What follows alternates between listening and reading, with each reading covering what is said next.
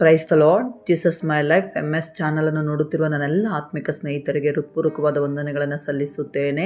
ಯೆರೂಸಲೇಮ್ ದೇವರ ನಗರವಾಗಿತ್ತು, ಆದರೆ ಒಂದು ದಿನ ಬಾಬಿಲೋನ್ ಸೇನೆ ಬಂದು ಆ ನಗರವನ್ನು ನಾಶ ಮಾಡಿತು. ಗೋಡೆಗಳು ನೆಲಕ್ಕುರುಳಿದವು, ಬಾಗಿಲುಗಳು ಬೆಂಕಿಯಲ್ಲಿ ಸುಟ್ಟು ಹೋಗಿದ್ದವು. ಜನರು ಬಂದಿಗಳಾಗಿ ಹಿಡಿದು ದೂರದ ದೇಶಗಳಿಗೆ ಕೊಂಡೊಯ್ಯಲಾಯಿತು. ವರ್ಷಗಳು ಕಳೆದರೂ ನಗರ ಇನ್ನೂ ಅವಶೇಷಗಳಲ್ಲೇ ಉಳಿದಿತ್ತು. ಜನರು ಭಯದಲ್ಲಿ ಬದುಕುತ್ತಿದ್ದರು ಮತ್ತು ಶತ್ರುಗಳು ಅವರನ್ನು ಹಾಸ್ಯ ಮಾಡುತ್ತಿದ್ದರು. ಸನ್ನಬಲಟ ಎಂಬುವನು ನಗುತ್ತಾ, ಈ ದುರ್ಬಲ ಜನರು ಗೋಡೆ ಕಟ್ಟಲಿದ್ದಾರಾ? ಅವರು ಕಟ್ಟಿದರೆ ಒಂದು ನರಿ ಮೇಲೇರಿದರೂ ಅದು ಕುಸಿದು ಬೀಳುತ್ತದೆ ಎಂದು ಹಾಸ್ಯ ಮಾಡುತ್ತಿದ್ದನು. ಆದರೆ ಈ ಎಲ್ಲವನ್ನು ಕೇಳಿದರೂ ಕುಗ್ಗದೆ ನಿಂತ ಒಬ್ಬ ವ್ಯಕ್ತಿ ಇದ್ದನು. ಆತನ ಹೆಸರು ನೆಹೇಮಿಯ. ಅನೇಕ ವರ್ಷಗಳ ಹಿಂದೆ ಇಸ್ರಾಯೇಲ್ ದೇಶದಲ್ಲಿ ಒಂದು ಮಹತ್ತರ ನಗರವಿತ್ತು. ಅದರ ಹೆಸರು ಕೇಳಿದಷ್ಟೇ ಜನರ ಹೃದಯಗಳಲ್ಲಿ ಗೌರವ ಮತ್ತು ಭಕ್ತಿ ಮೂಡುತ್ತಿತ್ತು. ಆ ನಗರವೇ ಯೆರೂಸಲೇಮ್. ಅದು ದೇವಾಲಯವಿದ್ದ ನಗರವಾಗಿತ್ತು. ಹಬ್ಬಗಳ ಸಮಯದಲ್ಲಿ ದೂರದೂರಿನಿಂದ ಜನರು ಅಲ್ಲಿಗೆ ಬರುತ್ತಿದ್ದರು. ಆ ನಗರದ ಗೋಡೆಗಳು ಅದರ ಭದ್ರತೆ ಮತ್ತು ಗೌರವದ ಸಂಕೇತವಾಗಿದ್ದವು. ಆದರೆ ಇತಿಹಾಸದ ಒಂದು ಭಯಾನಕ ಸಮಯದಲ್ಲಿ ಶಕ್ತಿಶಾಲಿಯಾಗಿದ್ದ ಬಾಬಿಲೋನಿನ ಸೇನೆ ಈ ನಗರವನ್ನು ಆಕ್ರಮಿಸಿತು. ಆ ದಾಳಿ ಎಲ್ಲವನ್ನು ಬದಲಿಸಿತು. ನಗರದ ಗೋಡೆಗಳನ್ನು ಒಡೆದು ಹಾಕಲಾಯಿತು, ದೊಡ್ಡ ದೊಡ್ಡ ಬಾಗಿಲುಗಳನ್ನು ಬೆಂಕಿಯಿಂದ ಸುಡಲಾಯಿತು. ಅನೇಕ ಜನರನ್ನು ಬಂದಿಗಳಾಗಿ ಹಿಡಿದು ದೂರದ ದೇಶಗಳಿಗೆ ಕರೆದೊಯ್ಯಲಾಯಿತು. ಹೀಗೆ ಯೆರೂಸಲೇಮ್ ಒಂದು ಮುರಿದು ಹೋದ ನಗರವಾಗಿ ಮಾರ್ಪಟ್ಟಿತು.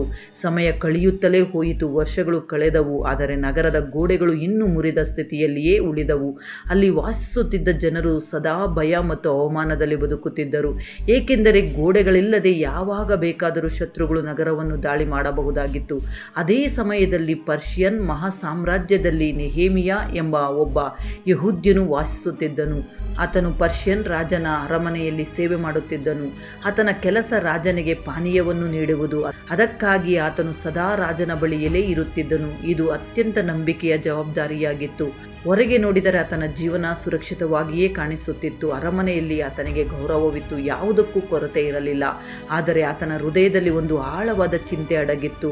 ಆತನ ಮನಸ್ಸು ಸದಾ ತನ್ನ ಪವಿತ್ರ ನಗರ ಯೆರೂಸಲೇಮ್ ಬಗ್ಗೆ ಚಿಂತಿಸುತ್ತಲೇ ಇತ್ತು. ಒಂದು ದಿನ ಯೆಹೂದ ದೇಶದಿಂದ ಕೆಲವು ಜನರು ಅರಮನೆಗೆ ಬಂದರು. ಅವರಲ್ಲಿ ನೆಹೇಮಿಯನ ಸಹೋದರ ಅನಾನಿಯನು ಇದ್ದನು. ಅವರು ಯೆರೂಸಲೇಮ್ ಪ್ರದೇಶದಿಂದ ಬಂದಿದ್ದಾರೆಂದು ತಿಳಿದಾಗ ನೆಹೇಮಿಯನ ಹೃದಯ ವೇಗವಾಗಿ ತಡತಡಿಸಲು ಆರಂಭಿಸಿತು. ಆತನು ತಕ್ಷಣ ಅವರ ಬಳಿಗೆ ಹೋಗಿ ನಗರದ ಸ್ಥಿತಿಯ ಬಗ್ಗೆ ಕೇಳಲು ಪ್ರಾರಂಭಿಸಿದನು. ಅಲ್ಲಿ ಜನರು ಹೇಗಿದ್ದಾರೆ, ನಗರದ ಪರಿಸ್ಥಿತಿ ಈಗ ಹೇಗಿದೆ ಎಂದು ತಿಳಿಯಲು ಬಯಸಿದನು. ಕೆಲವು ಕ್ಷಣಗಳ ಕಾಲ ಎಲ್ಲರೂ ಮೌನವಾಗಿದ್ದರು. ನಂತರ ಆತನ ಸಹೋದರನು ದುಃಖಭರಿತನಾಗಿ ಹೇಳಿದನು, ಅಲ್ಲಿನ ಪರಿಸ್ಥಿತಿ ಬಹಳ ಕೆಟ್ಟದಾಗಿದೆ. ನಗರದ ಗೋಡೆಗಳು ಇನ್ನೂ ಮುರಿದುಕೊಂಡು ಇವೆ, ಬಾಗಿಲುಗಳು ಸುಟ್ಟು ಹೋಗಿವೆ. ಅಲ್ಲಿರುವ ಜನರು ಸದಾ ಅಪಾಯದಲ್ಲಿ ಬದುಕುತ್ತಿದ್ದಾರೆ ಮತ್ತು ಸುತ್ತಲಿನ ಜನರು ಅವರನ್ನು ಹಾಸ್ಯ ಮಾಡುತ್ತಿದ್ದಾರೆ. ಇದನ್ನು ಕೇಳಿದ ತಕ್ಷಣ ನೆಹೇಮಿಯನು ಒಳಗಿನಿಂದಲೇ ಮುರಿದು ಹೋದನು. ಆತನು ಅಲ್ಲಿ ಕುಳಿತುಕೊಂಡು ಅಳಲು ಆರಂಭಿಸಿದನು. ತನ್ನ ನಗರ ಇನ್ನೂ ಅವಮಾನದಲ್ಲಿ ಬದುಕುತ್ತಿದೆ ಎಂಬುದು ಆತನಿಗೆ ಸ್ಪಷ್ಟವಾಯಿತು. ಅನೇಕ ದಿನಗಳ ಕಾಲ ಆತನು ದುಃಖದಲ್ಲಿ ಇದ್ದನು. ಆತನು ಉಪವಾಸ ಮಾಡಿ ದೇವರಿಗೆ ಪ್ರಾರ್ಥಿಸಲು ಪ್ರಾರಂಭಿಸಿದನು. ಓ ದೇವರೇ, ನನ್ನ ಪ್ರಾರ್ಥನೆಯನ್ನು ಕೇಳು. ಸಾಧ್ಯವಿದ್ದರೆ ನಾನು ನನ್ನ ನಗರ ಮತ್ತು ನನ್ನ ಜನರಿಗಾಗಿ ಏನಾದರೂ ಮಾಡಲು ಬಯಸುತ್ತೇನೆ. ಹೀಗೆ ಆತನ ಮನಸ್ಸಿನಲ್ಲಿ ನಿಧಾನವಾಗಿ ಒಂದು ಧೈರ್ಯಶಾಲಿ ಆಲೋಚನೆ ಹುಟ್ಟಿತು. ಆತನು ಯೋಚಿಸಲು ಪ್ರಾರಂಭಿಸಿದನು, ಯಾರಾದರೂ ಈ ನಗರದ ಗೋಡೆಗಳನ್ನು ಮತ್ತೆ ಕಟ್ಟಿದರೆ ಜನರ ಜೀವನ ಸಂಪೂರ್ಣವಾಗಿ ಬದಲಾಗಬಹುದು. ಆ ನಗರದ ಗೋಡೆಗಳನ್ನು ಮತ್ತೆ ಕಟ್ಟಿದರೆ ಜನರ ಜೀವನವೇ ಬದಲಾಗಬಹುದು ಎಂದು ಆತನು ಆಲೋಚಿಸಿದನು. ಆದರೆ ತಕ್ಷಣವೇ ಆತನ ಮನಸ್ಸಿನಲ್ಲಿ ಮತ್ತೊಂದು ಪ್ರಶ್ನೆ ಉದಯಿಸಿತು. ನನ್ನಂತಹ ಒಂದು ಸಾಮಾನ್ಯ ಸೇವಕ ಇದನ್ನು ಮಾಡಬಹುದೇ? ನಾನು ಯಾವ ಸೈನಿಕನೂ ಅಲ್ಲ, ರಾಜನೂ ಅಲ್ಲ. ಆದರೂ ಆ ಆಲೋಚನೆ ಆತನ ಮನಸ್ಸಿನಿಂದ ದೂರವಾಗಲಿಲ್ಲ. ಕೆಲವು ದಿನಗಳು ಕಳೆದವು. ಒಂದು ದಿನ ಆತನು ಎಂದಿನಂತೆ ರಾಜನ ಸೇವೆಯಲ್ಲಿ ನಿಂತಿದ್ದಾಗ ರಾಜನು ಆತನ ಮುಖದ ದುಃಖವನ್ನು ಗಮನಿಸಿದನು. ರಾಜನು ಕೇಳಿದನು, ನೆಹೇಮಿಯ, ನಿನ್ನ ಮುಖ ಏಕೆ ಇಷ್ಟು ದುಃಖವಾಗಿದೆ? ನೀನು ಅಸ್ವಸ್ಥನಂತೆ ಕಾಣುತ್ತಿಲ್ಲ. ಹಾಗಾದರೆ ನಿನ್ನ ಮನಸ್ಸಿನಲ್ಲಿ ಏನು ಇದೆ?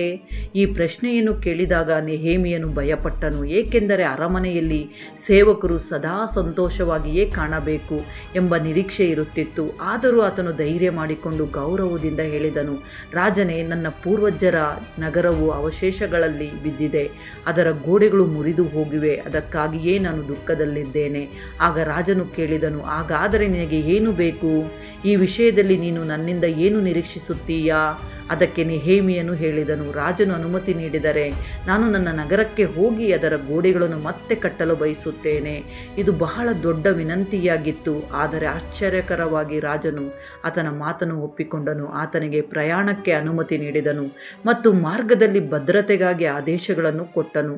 ಇದನ್ನು ಕೇಳಿದಾಗ ನೆಹೇಮಿಯನು ತಿಳಿದುಕೊಂಡನು, ಇದು ಕೇವಲ ಮಾನವರ ಸಹಾಯವಲ್ಲ, ದೇವರ ಕೈ ನನ್ನೊಂದಿಗಿದೆ. ಕೆಲವು ಸಮಯದ ನಂತರ ಆತನು ದೀರ್ಘ ಪ್ರಯಾಣ ಮಾಡಿ ಯೆಹೂದ ದೇಶಕ್ಕೆ ತಲುಪಿದನು. ದೂರದಿಂದ ಯೆರೂಸಲೇಮ್ ನಗರವನ್ನು ನೋಡಿದಾಗ ಆತನ ಹೃದಯ ಭಾರವಾಯಿತು. ನಗರ ನಿಜವಾಗಿಯೂ ಅವಶೇಷಗಳಲ್ಲಿ ಬಿದ್ದಿತ್ತು. ಗೋಡೆಗಳು ಮುರಿದು ಹೋಗಿದ್ದವು, ಬಾಗಿಲುಗಳು ಸುಟ್ಟು ಹೋಗಿದ್ದವು. ಆದರೆ ಅದೇ ಕ್ಷಣದಲ್ಲಿ ಆತನು ತನ್ನ ಮನಸ್ಸಿನಲ್ಲಿ ನಿರ್ಧರಿಸಿದನು, ಈ ನಗರ ಎಂದಿಗೂ ಹೀಗೆ ಉಳಿಯುವುದಿಲ್ಲ. ರಾತ್ರಿ ಸಮಯದಲ್ಲಿ ಆತನು ಮೌನವಾಗಿ ನಗರದಲ್ಲಿನ ಮುರಿದ ಗೋಡೆಗಳನ್ನು ಪರಿಶೀಲಿಸಲು ಹೊರಟನು.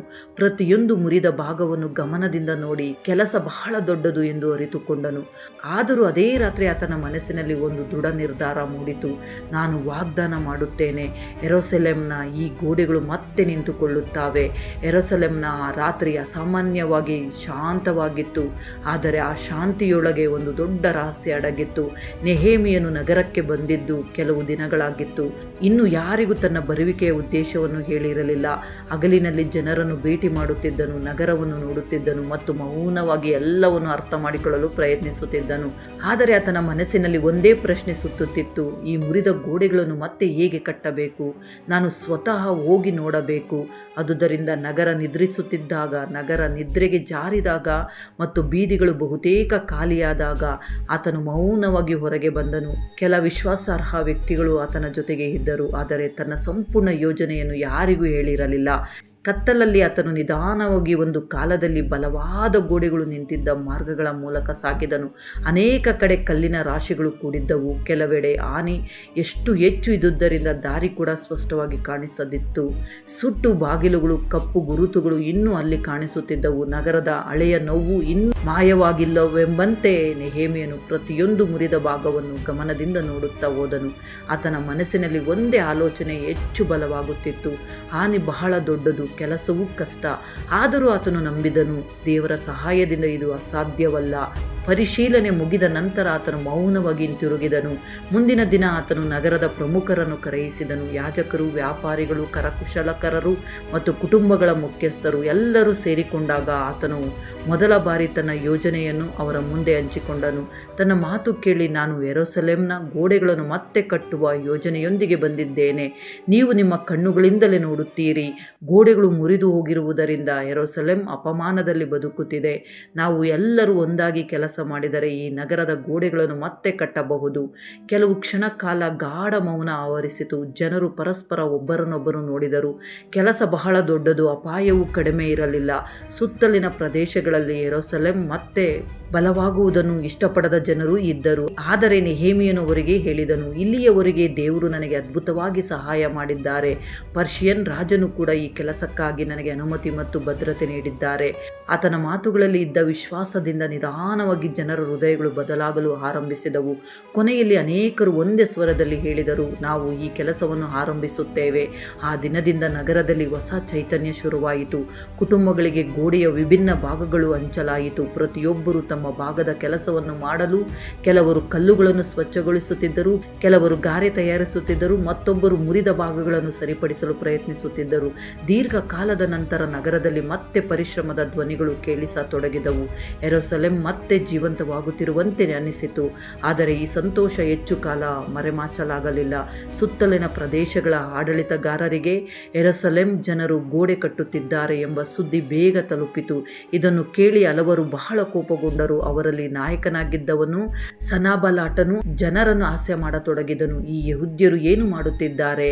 ಇವರು ನಿಜವಾಗಿಯೂ ಈ ದೊಡ್ಡ ನಗರದ ಗೋಡೆಗಳನ್ನು ತಾವೇ ಕಟ್ಟಬಹುದು ಎಂದು ಯೋಚಿಸುತ್ತಿದ್ದಾರಾ? ಆತನ ಜೊತೆಯ ಡೋಬಿಯಾ ಎಂಬ ಮತ್ತೊಬ್ಬನು ಇದ್ದನು. ಆತನು ಹೇಳಿದನು, ಈ ಧೂಳಿನ ರಾಶಿಯಿಂದ ಇಷ್ಟು ದೊಡ್ಡ ಗೋಡೆಯನ್ನು ಕಟ್ಟಬಹುದಾ? ಅಸಾಧ್ಯ. ಇವರು ಕಟ್ಟಿದ ಗೋಡೆ ಎಷ್ಟು ದುರ್ಬಲವಾಗಿರುತ್ತದೆ ಎಂದರೆ ಒಂದು ನರಿ ಮೇಲೇರಿದರೂ ಅದು ಸಂಪೂರ್ಣ ಕುಸಿದು ಬೀಳುತ್ತದೆ. ಈ ಹಾಸ್ಯ ಮತ್ತು ತಿರಸ್ಕಾರದ ಮಾತುಗಳು ನಿಧಾನವಾಗಿ ಯೆರೂಸಲೇಮ್ ಜನರಿಗೂ ತಲುಪಿದವು. ಕೆಲವರ ಮನಸ್ಸಿನಲ್ಲಿ ಮತ್ತೆ ಭಯ ಮೂಡತೊಡಗಿತು. ಅವರು ಯೋಚಿಸಿದರು, ಶತ್ರುಗಳು ದಾಳಿ ಮಾಡಬಹುದು. ಆದರೆ ನೆಹೇಮಿಯನು ಹೇಳಿದನು, ಆ ಶತ್ರುಗಳು ತಿರಸ್ಕಾರದ ಮಾತುಗಳಿಗೆ ಹೆದರಬೇಡಿ. ಅವರು ನಮ್ಮನ್ನು ನಿಮಗೇನು ಮಾಡಲು ಸಾಧ್ಯವಿಲ್ಲ ಎಂದು ಆತನು ಹೇಳಿದನು. ಜನರಿಗೆ ತಮ್ಮ ಕೆಲಸದ ಮೇಲೆ ಗಮನ ಹರಿಸಲು ಮತ್ತು ದೇವರ ಮೇಲೆ ನಂಬಿಕೆ ಇಡಲು ಹೇಳಿದನು. ನಾವು ಭಯದಿಂದ ನಮ್ಮ ಕೆಲಸವನ್ನು ನಿಲ್ಲಿಸುವುದಿಲ್ಲ. ನೀವು ಪ್ರತಿಯೊಬ್ಬರು ನಿಮ್ಮ ಕೆಲಸದ ಮೇಲೆ ಸಂಪೂರ್ಣ ಗಮನ ಕೊಡಿರಿ.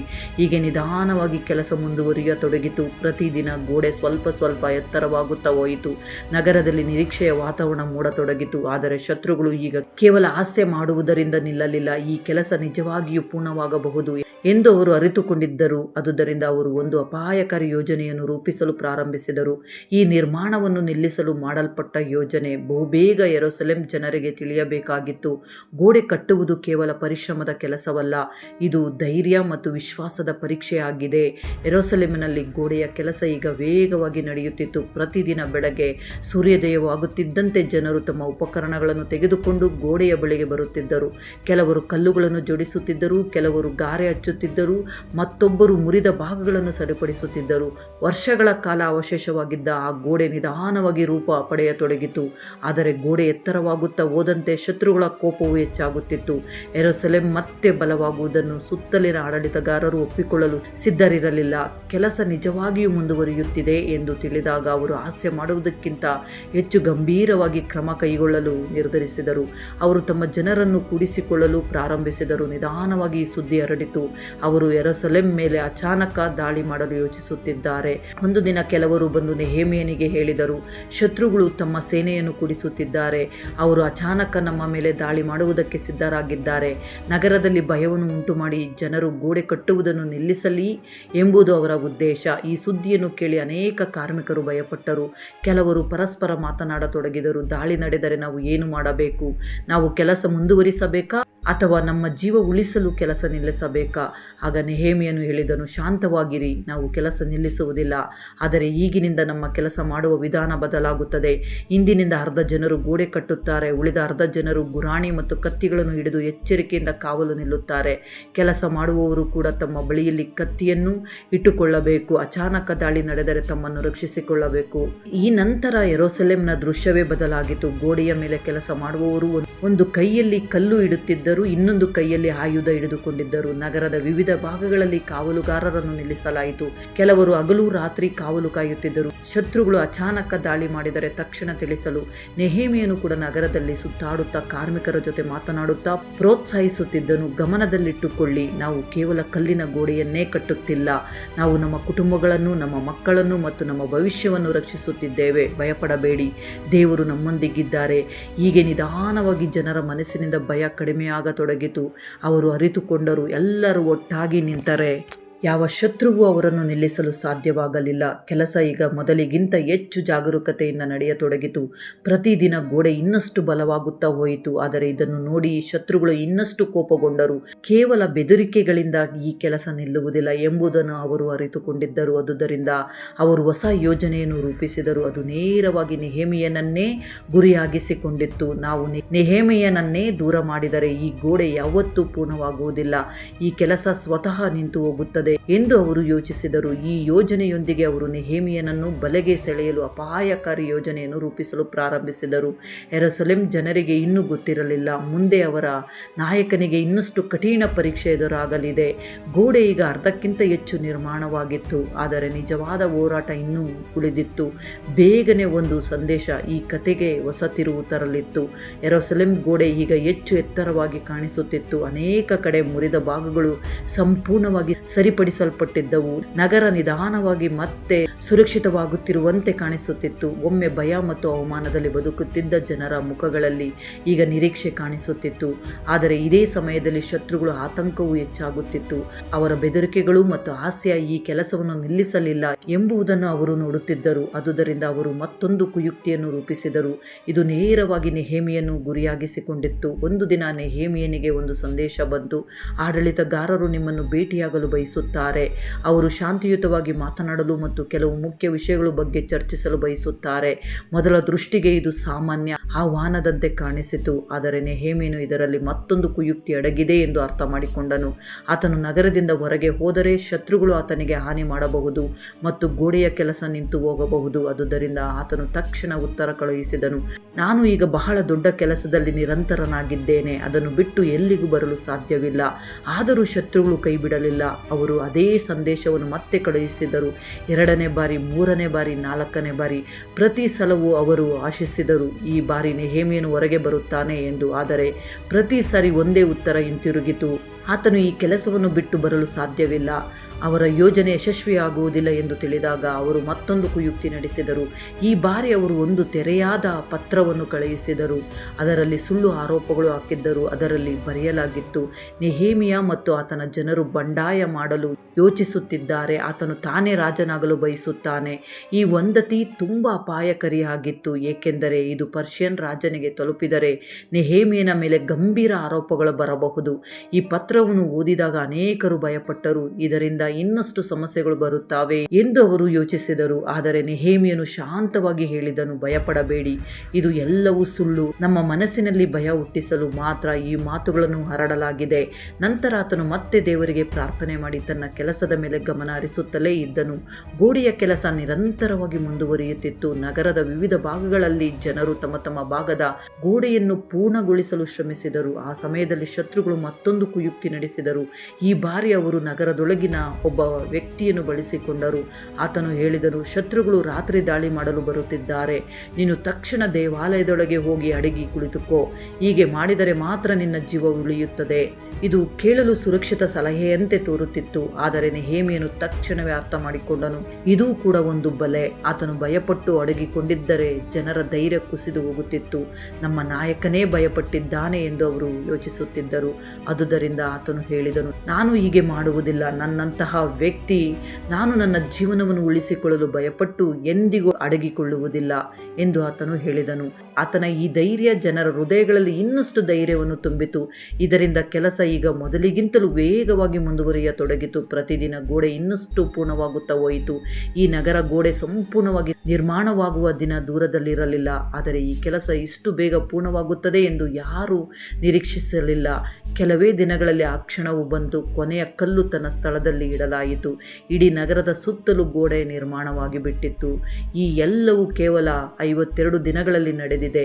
ಇದನ್ನು ಕೇಳಿ ಸುತ್ತಲಿನ ಶತ್ರುಗಳು ಆಶ್ಚರ್ಯಚಕಿತರಾದರು. ಅವರಿಗೆ ತಿಳಿಯಿತು, ಇದು ಕೇವಲ ಮಾನವರ ಶಕ್ತಿಯಿಂದ ಆಗಿಲ್ಲ, ದೇವರ ಕೈ ಈ ಕೆಲಸದಲ್ಲಿ ಇತ್ತು. ಆದರೆ ಕತೆ ಇಲ್ಲಿ ಮುಗಿಯುವುದಿಲ್ಲ. ಗೋಡೆ ಕಟ್ಟಲ್ಪಟ್ಟಿದ್ದರೂ ನಿಜವಾದ ಸವಾಲು ಇನ್ನೂ ಉಳಿದಿತ್ತು. ನೆಹೆಮೀಯನು ತಿಳಿದಿದ್ದನು, ಗೋಡೆ ಎಷ್ಟು ಬಲವಾಗಿದೆಯೋ ಜನರ ಹೃದಯಗಳು ಅಷ್ಟೇ ಬಲವಾಗಿರಬೇಕು. ಯೆರೂಸಲೇಮ್ ಗೋಡೆ ಈಗ ಸಂಪೂರ್ಣವಾಗಿ ನಿಂತಿತು. ಬಾಗಿಲುಗಳು ಸರಿಯಾಗಿ ಅಳವಡಿಸಲಾಯಿತು. ಕಾವಲುಗಾರರು ಅವುಗಳ ಮೇಲೆ ನಿಗಾವಹಿಸಿದರು. ಅನೇಕ ವರ್ಷಗಳ ನಂತರ ಮೊದಲ ಬಾರಿಗೆ ಈ ನಗರ ತನ್ನ ಸುತ್ತಲೂ ಭದ್ರತೆಯನ್ನು ಅನುಭವಿಸಿತು. ತಮ್ಮ ಕೈಗಳಿಂದ ಕಲ್ಲುಗಳನ್ನು ಎತ್ತಿದ್ದ ಜನರು ಈಗ ಆ ಗೋಡೆಯನ್ನು ನೋಡಿ ಹೆಮ್ಮೆ ಪಟ್ಟುಕೊಂಡರು. ಇದು ಕೇವಲ ಕಲ್ಲಿನ ಗೋಡೆ ಅಲ್ಲ, ಇದು ಭಯವನ್ನು ಜಯಿಸಿದ ಧೈರ್ಯದ ಸಂಕೇತವಾಗಿತ್ತು. ಆದರೆ ನೆಹೆಮೀಯನು ಚೆನ್ನಾಗಿ ತಿಳಿದಿದ್ದನು, ಕೇವಲ ಗೋಡೆ ಕಟ್ಟಿದರೆ ಸಾಕಾಗುವುದಿಲ್ಲ. ಆತನು ಹೇಳಿದನು, ಗಮನದಲ್ಲಿರಲಿ, ಕಲ್ಲುಗಳು ಮಾತ್ರ ನಮ್ಮನ್ನು ರಕ್ಷಿಸಲಾರವು. ನಮ್ಮ ವಿಶ್ವಾಸ ಸರಿಯಾದ ದಾರಿಯಲ್ಲಿ ಇರದಿದ್ದರೆ ಈ ಗೋಡೆಗಳು ನಮ್ಮನ್ನು ಉಳಿಸಲಾರವು. ಆದುದರಿಂದ ಆತನು ಮುಂದಿನ ಹೆಜ್ಜೆಯನ್ನು ತುಂಬ ಯೋಚಿಸಿ ಇಟ್ಟನು. ಆತನು ನಗರದ ಪ್ರಮುಖರನ್ನು ಕರೆಯಿಸಿ ಹೇಳಿದನು, ಈಗ ಇಡೀ ನಗರ ಒಟ್ಟಾಗಿ ಸೇರಬೇಕಾದ ಸಮಯ ಬಂದಿದೆ. ಕೆಲವೇ ದಿನಗಳಲ್ಲಿ ಯೆರೂಸಲೇಮಿನ ತೆರೆಯಾದ ಮೈದಾನದಲ್ಲಿ ದೊಡ್ಡ ಜನಸಮೂಹವು ಕೂಡಿ ಬಂದಿತು. ಪುರುಷರು, ಮಹಿಳೆಯರು ಮತ್ತು ಮಕ್ಕಳು ಎಲ್ಲರೂ ಅಲ್ಲಿ ಇದ್ದರು. ಮುಂದೇನು ನಡೆಯಲಿದೆ ಎಂದು ತಿಳಿಯಲು ಜನರು ಉತ್ಸಾಹಕರಾಗಿದ್ದರು. ಎಲ್ಲರೂ ಶಾಂತವಾಗಿ ನಿಂತಿದ್ದಾಗ ದೇವರ ವ್ಯವಸ್ಥೆಯನ್ನು ಓದಿ ಕೇಳಿಸುವ ವ್ಯವಸ್ಥೆ ಮಾಡಲಾಯಿತು. ಜನರು ಗಮನದಿಂದ ಕೇಳತೊಡಗಿದರು. ದೇವರ ವಾಕ್ಯಗಳನ್ನು ಓದುತ್ತಿದ್ದಂತೆ ಜನರ ಮುಖಗಳಲ್ಲಿ ಗಾಢ ಭಾವನೆಗಳು ಕಾಣಿಸಿಕೊಂಡವು. ಅನೇಕರು ತಮ್ಮ ಜೀವನದಲ್ಲಿ ದೇವರಿಂದ ದೂರವಾಗಿರುವುದನ್ನು ಅರಿತುಕೊಂಡರು. ನಿಧಾನವಾಗಿ ಕೆಲವರು ಅಳಲು ಪ್ರಾರಂಭಿಸಿದರು. ತಮ್ಮ ತಪ್ಪುಗಳು ಅವರಿಗೆ ನೆನಪಿಗೆ ಬಂದವು. ಆ ದೃಶ್ಯ ತುಂಬ ಭಾವನಾತ್ಮಕವಾಗಿತ್ತು. ಆಗ ಅವರಿಗೆ ಹೇಳಲಾಯಿತು, ಅಳಬೇಡಿ, ಇದು ದುಃಖದ ದಿನವಲ್ಲ, ದೇವರು ನಮಗೆ ಹೊಸ ಅವಕಾಶ ಕೊಟ್ಟಿದ್ದಾರೆ. ಇಂದು ಸಂತೋಷದ ದಿನ. ಅಳುವುದನ್ನು ನಿಲ್ಲಿಸಿ, ಹೋಗಿ ಹರ್ಷಿಸಿ, ಒಳ್ಳೆಯ ಆಹಾರವನ್ನು ಸವಿಯಿರಿ. ನಿಧಾನವಾಗಿ ಜನರ ಮುಖಗಳಲ್ಲಿ ಮತ್ತೆ ನಗು ಮೂಡಿತು. ನಗರದಲ್ಲಿ ಮತ್ತೆ ಆಶೆಯ ವಾತಾವರಣ ಉಂಟಾಯಿತು. ಆ ದಿನದಿಂದ ಜನರು ತಮ್ಮ ಜೀವನವನ್ನು ಸರಿಪಡಿಸಲು ನಿರ್ಧರಿಸಿದರು. ಕುಟುಂಬಗಳನ್ನು ತಮ್ಮ ಮಕ್ಕಳಿಗೆ ಸರಿಯಾದ ದಾರಿಯನ್ನು ಕಲಿಸಲು ಪ್ರಾರಂಭಿಸಿದರು. ಜನರು ಮತ್ತೆ ದೇವರ ವ್ಯವಸ್ಥೆಯನ್ನು ಅರ್ಥ ಮಾಡಿಕೊಳ್ಳಲು ಆರಂಭಿಸಿದರು. ನಗರದ ಬೀದಿಗಳಲ್ಲಿ ಹೊಸ ವಾತಾವರಣ ಕಾಣಿಸಿಕೊಂಡಿತು. ಮೊದಲ ಇದ್ದ ನಿರಾಶೆಯ ಸ್ಥಳದಲ್ಲಿ ಈಗ ವಿಶ್ವಾಸ ಮತ್ತು ಏಕತೆ ಕಾಣಿಸತೊಡಗಿತು. ನೆಹೆಮೀಯನು ಭದ್ರತೆಗೆ ಹೊಸ ವ್ಯವಸ್ಥೆಯನ್ನು ರೂಪಿಸಿದನು. ಆತನು ನಂಬಿಕೆಗೆ ಅರ್ಹರಾದವರಿಗೆ ಕಾವಲುಗಾರರ ಜವಾಬ್ದಾರಿಯನ್ನು ನೀಡಿದನು. ಬಾಗಿಲುಗಳನ್ನು ಯಾವಾಗ ತೆರೆಯಬೇಕು, ಯಾವಾಗ ಮುಚ್ಚಬೇಕು ಎಂಬುದನ್ನು ನಿಗದಿಪಡಿಸಿದನು. ನಿಧಾನವಾಗಿ ನಗರದಲ್ಲಿ ವ್ಯವಸ್ಥೆ ಬಲವಾಗತೊಡಗಿತು. ಮಾರುಕಟ್ಟೆಗಳು ಮತ್ತೆ ಆರಂಭವಾದವು. ಮನೆಗಳ ದುರಸ್ಥಿತಿ ನಡೆಯತೊಡಗಿತು ಮತ್ತು ಜೀವನ ಸಾಮಾನ್ಯ ಸ್ಥಿತಿಗೆ ಮರಳತೊಡಗಿತು. ಒಮ್ಮೆ ಅವಶೇಷಗಳಾಗಿದ್ದ ನಗರ ಈಗ ಮತ್ತೆ ಜೀವದಿಂದ ತುಂಬಿತು. ಆದರೆ ನೆಹೆಮೀಯನು ತಿಳಿದಿದ್ದನು, ಈ ಕಥೆಯ ಅತ್ಯಂತ ಮುಖ್ಯ ಅಂಶ ಕೇವಲ ಗೋಡೆ ಕಟ್ಟುವುದಲ್ಲ. ನಿಜವಾದ ಅರ್ಥವೇನೆಂದರೆ, ಒಬ್ಬ ವ್ಯಕ್ತಿ ತನ್ನ ಹೃದಯದಲ್ಲಿ ನೋವನ್ನು ಅನುಭವಿಸಿ ಅದನ್ನು ಕಾರ್ಯವಾಗಿ ಪರಿವರ್ತಿಸಿದಾಗ ಇಡೀ ನಗರದ ಭಾಗ್ಯವೇ ಬದಲಾಗುತ್ತದೆ. ಆ ದಿನ ಆತನು ಕೇವಲ ದುಃಖಪಟ್ಟು ಏನು ಮಾಡದೇ ಇದ್ದಿದ್ದರೆ ಯೆರೂಸಲೇಮ್ ಇಂದಿಗೂ ಅದೇ ಸ್ಥಿತಿಯಲ್ಲಿ ಇರುತ್ತಿತ್ತು. ಆದರೆ ಆತನು ಭಯದಿಂದಲ್ಲ, ವಿಶ್ವಾಸದಿಂದ ಕೆಲಸ ಮಾಡಿದನು. ಅದಕ್ಕಾಗಿಯೇ ಅಸಾಧ್ಯವೆನಿಸಿದ ಕೆಲಸವು ಸಾಧ್ಯವಾಯಿತು. ಆದರೂ ನೆಹೆಮೀಯನ ಮನಸ್ಸಿನಲ್ಲಿ ಒಂದು ಅಂತಿಮ ಪ್ರಶ್ನೆ ಉಳಿದಿತ್ತು. ಮುಂದಿನ ಪೀಳಿಗೆಗಳು ಈ ಕಥೆಯನ್ನು ನೆನಪಿನಲ್ಲಿಟ್ಟುಕೊಳ್ಳುವರಾ? ಈ ಗೋಡೆ ಕೇವಲ ಕಲ್ಲುಗಳಿಂದ ಮಾತ್ರ ಕಟ್ಟಲ್ಪಟ್ಟದ್ದಲ್ಲ, ವಿಶ್ವಾಸ, ಧೈರ್ಯ ಮತ್ತು ಏಕತೆಯಿಂದ ನಿರ್ಮಿತವಾಗಿದೆ ಎಂಬುದನ್ನು ಅವರು ಅರ್ಥ ಮಾಡಿಕೊಳ್ಳುವವರಾ? ಈ ಪ್ರಶ್ನೆಯೊಂದಿಗೆ ಕತೆ ತನ್ನ ಅಂತಿಮ ಅಧ್ಯಾಯದತ್ತ ಸಾಗಿತು. ಜನರು ದೀರ್ಘಕಾಲ ನೆನಪಿಡುವಂತಹ ಅಂತ್ಯವನ್ನು ತಲುಪಲು ಈ ಬೆಳಗ್ಗೆ ಯೆರೂಸಲೇಮ್ನ ಹೊಸ ಗೋಡೆಗಳ ಮೇಲೆ ಸೂರ್ಯನ ಬೆಳಕು ವಿಭಿನ್ನವಾಗಿ ಹೊಳೆಯುತ್ತಿತ್ತು. ಇದು ಅದೇ ನಗರ, ಕೆಲವೇ ಸಮಯದ ಹಿಂದೆ ಮುರಿದು ಹೋಗಿ ಭಯದಲ್ಲಿ ಮತ್ತು ಅವಮಾನದಲ್ಲಿ ಬದುಕುತ್ತಿದ್ದ ನಗರ. ಆದರೆ ಈಗ ಅದರ ಸುತ್ತಲೂ ಬಲವಾದ ಗೋಡೆಗಳು ನಿಂತಿದ್ದವು, ಬಾಗಿಲುಗಳು ಸುರಕ್ಷಿತವಾಗಿದ್ದವು ಮತ್ತು ಕಾವಲುಗಾರರು ಎಚ್ಚರಿಕೆಯಿಂದ ಕಾವಲು ಕಾಯುತ್ತಿದ್ದರು. ನಗರದ ಜನರು ಆ ಗೋಡೆಗಳನ್ನು ನೋಡಿದಾಗ ಅವರಿಗೆ ಕೇವಲ ಕಲ್ಲುಗಳು ಮಾತ್ರ ಕಾಣಿಸಲಿಲ್ಲ, ಅವರ ಪರಿಶ್ರಮ, ಧೈರ್ಯ ಮತ್ತು ವಿಶ್ವಾಸ ಕಾಣಿಸುತ್ತಿತ್ತು.